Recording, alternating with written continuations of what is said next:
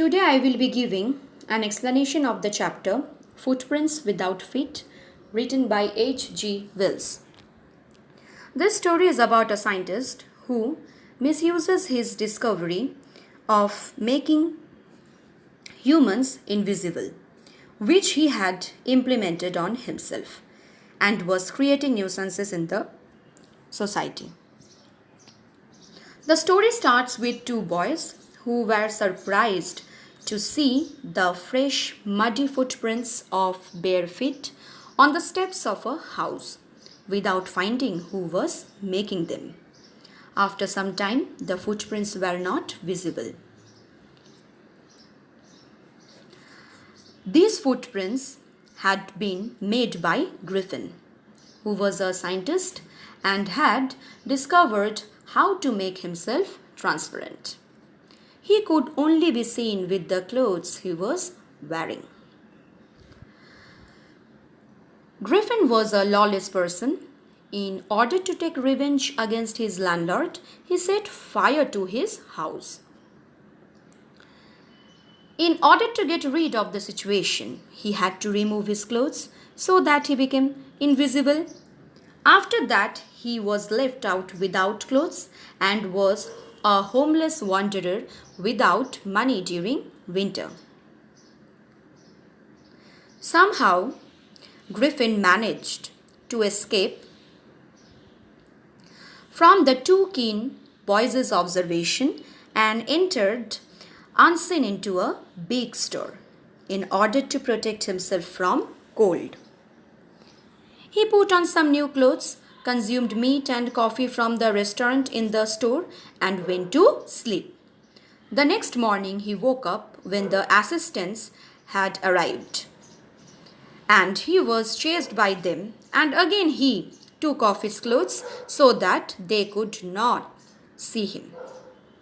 After that, Griffin decided to enter a theatrical company. There he wore bandages to outline his face, dark glasses, a false nose, and bushy side whiskers.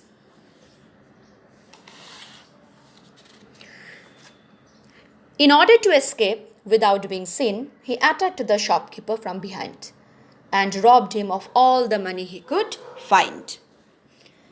Griffin decided to visit Typing Village. There he booked 2 rooms at an inn belonging to Mrs. Hall. He explained to her that he had an accident and did not want to be disturbed. Soon his money was finished, and so he robbed a clergyman's house by using his invisible nature. Mrs. Hall, along with her husband,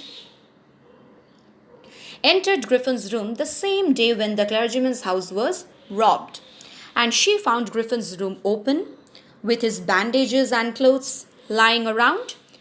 Suddenly, both of them were attacked by the furniture being flung at them, but they could not see who was doing this. Mrs. Hall felt that it was due to the presence of the spirits there in the room. The clergyman was the one to report the police about the burglary.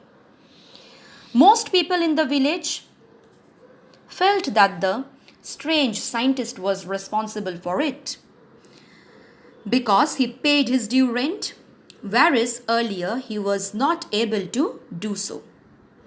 So, Mr. Jaffers, the village police constable, was called to arrest Griffin on suspicion. Meanwhile, Mrs. Hall asked Griffin to explain all the unusual happenings. The scientist was always quick-tempered and he became furious. He started removing his clothes, and even Jaffers could not catch someone whom he could not see. And with all these unusual happenings, Jaffers was left unconscious and Griffin was successful to escape from the situation. So here it comes to an end. Thank you.